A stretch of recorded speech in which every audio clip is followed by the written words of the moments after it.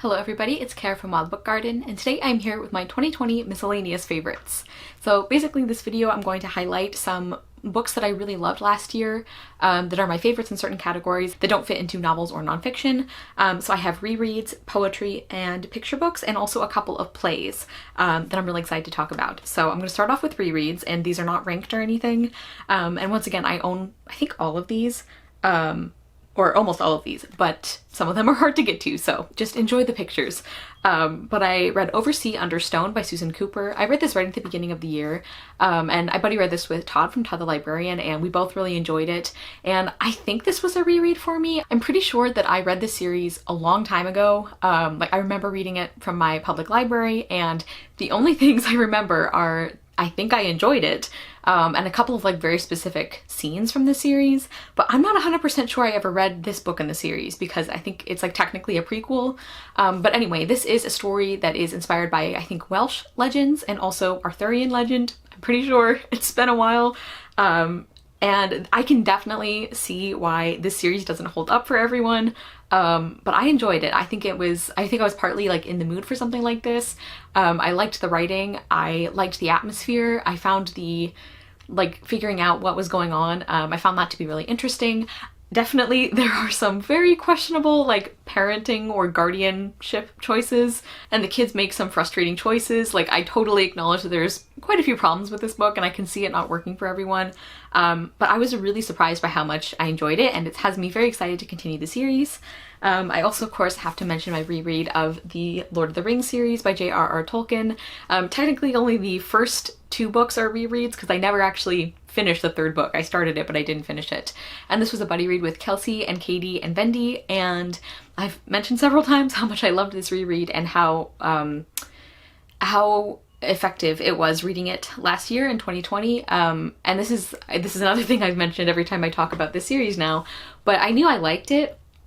I read it when I was very young, but I remember enjoying it, but I did not anticipate it resonating so much for me as an adult. The themes about friendship and love and fighting for what is good in the world and fighting even when you don't have a lot of hope and trying to hold on to hope anyway. Those are all things that, again, resonate for me a lot as an adult, and especially with the year that we all had last year, which I know is, I mean, the bad things of 2020 are still happening. But yeah, like I just found this a really beautiful story. This is like, I totally understand why this is not a series for everyone. It's very slow, it's very character focused, the writing can be very dense. Although I do think that Tolkien at least uses that writing for a good purpose. Like he uses it to build characters and atmosphere. It's not, at least to me, it doesn't just feel long for no reason.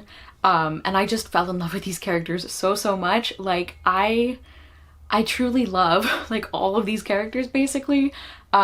I've mentioned before that the one that took me by surprise the most was Frodo, because I mean I liked him in the movies, and I think again Elijah Wood did a great job, but a lot of the things that I really love about Frodo and that really like hit me very deeply are the things that are very internal, like the way that he thinks about things and the way that he sees the world. Yeah, this series just, I found it very emotional, very fulfilling. I did film a video about like why this was such a perfect reread for me last year, but I don't know if you guys are still interested in that. So maybe I'll still put that up. But yeah, this was definitely one of my most positive reread experiences. I'm so glad that we all reread it together, and that I loved it so much and that it came at such a perfect time. So yes, really love that series. I also have Granny Torelli Makes Soup by, I think, Sharon Creech. I'm pretty sure this is a Sharon Creech novel. And this one I remember enjoying as a kid. But this is another one that like just really hit so much harder as an adult, and it's a very short book. And it's about this girl who is having some like friendship troubles, and she goes next door to her grandmother's house and helps her cook, helps her make soup, her Granny Torelli. And they talk about life and friendships, and it sounds like a very bland kind of overview, but it's so well done. I love the writing. The main character has such a strong voice. I love the exploration of friendship and like friendship fights and how you can forgive each other. The exploration of love and grief and loss. Those aspects are things that I think I needed a little more life experience before they really like landed for me, which I think is why this book hit so much harder as an adult. And something I really love too is that, so the main character's best friend, he has some kind of vision impairment, and I really love that there's this really great discussion about how the main character has to learn that she can't just like make things better for her friend, that she has to listen to him and what what makes him feel safe and comfortable, and that he doesn't always want her to like take charge and try and make things like easy for him, basically. I just think that the way that was addressed was really well done for a young audience especially, and yeah, I just really loved this. And then the last reread I want to mention is Wuthering Heights by Emily Bronte. This was one of our Past It Classics picks, and obviously this was a reread for me. And even though I didn't give it quite as high a rating as the first time I read it, I think this is still on this list because this was one of my favorite reread experiences. Actually, these might be most of the books I reread last year. They just all happen to be very good experiences. But this story just really gets me in my emotions, and it's one where I have issues with it. This is not a perfect book for me, but the things that are good about it are so well done that I still think about this book a lot. Like, I think the writing is beautiful. There are some really gorgeous passages, and I think Emily Bronte has a real gift for like writing about emotions and relationships in such a beautiful and evocative way that you feel yourself having a tiny bit of sympathy even for the worst characters in this book. Like, at least, I mean, that's one of the things we talked about, is there's like at least a moment of sympathy for all of them. There are some very despicable characters in here, but I just think she's very good at writing about these characters as very human and very flawed. Like, she just uses this transcendent language that can't help but pull you in, I think. And something I really appreciate about this book is, even though the main romantic relationship is super toxic and super messed up, and it's not a romance you really enjoy, I admire the fact that Emily Bronte does sell me on why it's important. Like, I believe that Heathcliff and Catherine care about each other enough to make all this plot stuff happen. And that's something that doesn't always work for me in these like very dramatic, like romantic stories. So I really liked that. I really love the ending of this book, and I think that's one of the reasons that, overall this feels like not as depressing of a book as I know it is for some people, because the ending is just so... I just dropped my phone. The ending is just so cathartic, and it feels so earned by the story, and there's a lot of very bleak parts in the story too. But there's a lot of beauty here as well. Also, of course, the atmosphere is really great, and yeah, I understand why a lot of people hate this book. But I do really appreciate it. And then I have two poetry books I want to highlight. The first one is For Everyone by Jason Reynolds, and this is a really short, I think like long form poem. It's short and long form, I think. And he wrote it when he was a struggling author, before he was published, like before he had any of his success. And something I mentioned in my wrap up when I talked about this is that I really appreciate that he didn't revise it after he had achieved this success. By the way, Jason Reynolds is one of my favorite authors, we know this. But I just really appreciated that he kept this as a piece that came from a place of worry, and fear and uncertainty. And this poem is really about how like success and fulfillment doesn't come to everyone at the same time. It's about the importance of holding on to your dreams while also, like, there's also this feeling of like that he's not judging you if you do move on from them and think like, well, I have to pursue something that is going to support me or something like that. Like, I think it's a very understanding piece, and I also appreciate that it's not just focused on people who have dreams of being published. He talks about other kinds of art, other kinds of like passions people have. He talks about people who maybe one of their dreams is to like have a family, and like how that doesn't always happen for people when they want it to, and things like that. So I just think this is a very widely applicable, I guess, piece. And I think this is one too that, like, depending on when you read it, it might be like, oh, that was nice, or like it might be something that really hits you and that you really needed to hear, which was kind of when I read it, that's what I felt like. I love the language that he wrote this in. Like, I'm having a hard time articulating what exactly about this piece is so special, but I think it's very inspiring and comforting, and it doesn't sugarcoat how hard things are going to be, but by being honest, that's kind of its own kind of comfort, and I really loved that one. And then the other poetry book is The Ordering of Love by Madeleine L'Engle.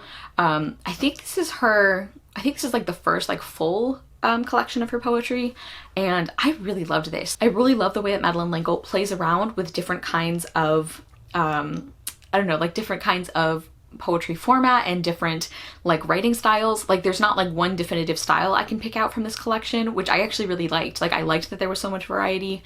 She talks about a lot of themes, I think, in a really thoughtful way. There's a lot about grief, it's about belief and doubt, and different kinds of love. And I mentioned that one of my favorite sections was like at the very end. She had a collection of sonnets that she wrote after the death of her husband that are just like really, really beautiful and heartbreaking, but are just wonderful pieces of poetry. I actually loved a lot of the poems in this collection, and I mentioned that I need to go through and reread this so I can like tab some of my favorites, because there were a lot of favorites, and it's always kind of hard describing my feelings on a poetry collection or why I enjoyed it. But I definitely did really, really love this one. Next, I'm going to highlight some of my favorite picture books I read last year very quickly. The first one I have here is We Are Water Protectors by Carol Lindstrom, illustrated by Michaela Goad, and just gorgeous art style. I mean, that's going to be a theme, I think, in all of these picture books I highlight, but this book is about Indigenous people and their strong history of protecting the earth, and specifically in this case, protecting water. And I just think this was a beautiful blend of an important topic with gorgeous art, and that also like told a story as well. Yeah, I'm gonna go pretty fast through this picture book section because they're so short. I don't want to give away too much, but this is definitely one of my favorite picture books I've ever read. I also really liked The Christmas Miracle of Jonathan Toomey by Susan Wojciechowski, illustrated by PJ Lynch. Let me show an example of the art style here. I read this one on Christmas Day, and it was really lovely, really heartwarming. I mentioned that I wish the ending had been just a tiny bit longer, but this is such a beautiful story, and yeah, I really enjoyed it. I haven't really been giving summaries for these, but this one we follow a young widow and her son who go to this grumpy old wood carver and ask him for they ask him to carve them something specific that they need before Christmas, and it's about how they open up to each other, or specifically how Jonathan Toomey opens up to this family, and it's just, yeah, really heartwarming and lovely. Then I also have Trailblazer, the story of ballerina Raven Wilkinson by Lita Schubert, illustrated by Theodore Taylor III, with a foreword by Misty Copeland. And Raven Wilkinson was one of the, let's see, she was the first African-American ballerina to dance with a major American touring troupe, which is a huge deal. Ballet is still a very white-dominated, white-centered field, and this tells about Raven Wilkinson's story. It deals with some of the hatred she faces, but also her incredible talent and the amazing things that she accomplished. And I really love that there is a foreword by Misty Copeland. It's just really amazing to see how Raven Wilkinson has inspired Misty Copeland, who has now inspired a new generation of young Black girls who want to be ballet dancers. And I also really like this art style. And something that I think I mentioned before that I just love is at the beginning, there's this picture of Misty Copeland meeting Raven Wilkinson, and then there's an illustration of it at the end. So yeah, I just think this is such an important book. It's so beautiful, and I'm so glad it exists. And then the last picture book I want to highlight is another gorgeous one that I love, and that is Solway by Lupita Nyong'o, illustrated by Vashti Harrison. This is so gorgeous. This is about a young girl named Solway who she is the darkest skinned in her family, and she doesn't feel like she's beautiful because of colorism. And it's about how she has this experience with the night sky that teaches her to love herself and to realize that she is beautiful. And yeah, this is just like an absolutely stunning book. And I also think this picture book and a lot of the picture books I've mentioned are such great examples of how you can have a story or a book that is like important, you know, that like accomplishes something, that is also a beautifully executed story. Like, you don't have to choose between those. And I think sometimes there's a tendency to think that because a book is like meaningful or important, or like it does something, that it can't also be an excellent story, or like, you know, entertaining, or good art, basically. Like, it can be important art and good art at the same time, and I just love this book.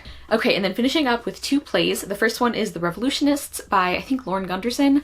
I loved this. I have read a few of Lauren Gunderson's plays now, and I always really liked her ideas, but this is definitely my favorite play of hers.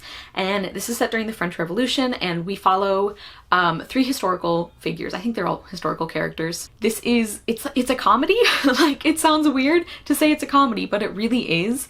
And I think that the overall tone of this story and the kind of resolution for some of it, I think it's something that a lot of playwrights think they can do. And and most of them in my opinion can't, but I think Lauren Gunderson can. I think she did that really well. There's some fantastic speeches. I love the interplay of these characters. We're following Marie Antoinette and a young woman who I think has been imprisoned for writing inflammatory things, and then we also follow a character who is, I believe, a combination of several Caribbean activists, and the way that these three women like interact with each other, and I think the commentary is good. I think the dialogue is sometimes hilarious and sometimes heartbreaking. I think the story is really well done, and yeah, like I just thought this was a really, really fantastic play. And then the last one I want to mention, this is kind of a play, I don't really know exactly how to categorize it, and that is Antigua Gonzales by Sarah Uribe, translated by John Plecker. And this is a very short work. It's a bilingual edition, and this is a reinterpretation of the tragedy Antigone by Sophocles, which is a fantastic play, and the premise for that play is that Antigone's two brothers were fighting over control of the city, and they killed each other, or they both died in battle. But because of the sides that they were on, one of them got an honorable burial and one of them didn't. And Antigone, like, everyone is forbidden from touching this brother's body. He's not supposed to have an honorable burial, and Antigone decides to bury him anyway. And the play, it's a tragedy, so you kind of know how some things go, but it's about the consequences of that. It's about when breaking the law is the moral thing to do, and it's such a fantastic play. And then Antigua Gonzales takes that story, or the basic ideas of that story, and sets it in Mexico, and with the with the disappearances of people. It talks about like violent crime and murder, and I think it's such a powerful story to adapt in this context, because in Antigone, the main character is trying to bury her brother's body. That's like the main thing that she wants. Whereas in Antigua Gonzales, the main character can't even find her brother's body to bury. And I just think this is such a smart piece. I think the way that Sarah Uribe, just the choices she made, I think make this so compelling. I mentioned that, like, at first I was wishing that there had been more of an introduction so that I kind of knew like where she was coming from with certain aspects, but I actually think that the way she did it makes the most sense, because like you have these ideas about what's happening, and then you get to the end and like the explanations or the backstory, it kind of like puts a different filter on what happened, and I think having both those experiences is really important.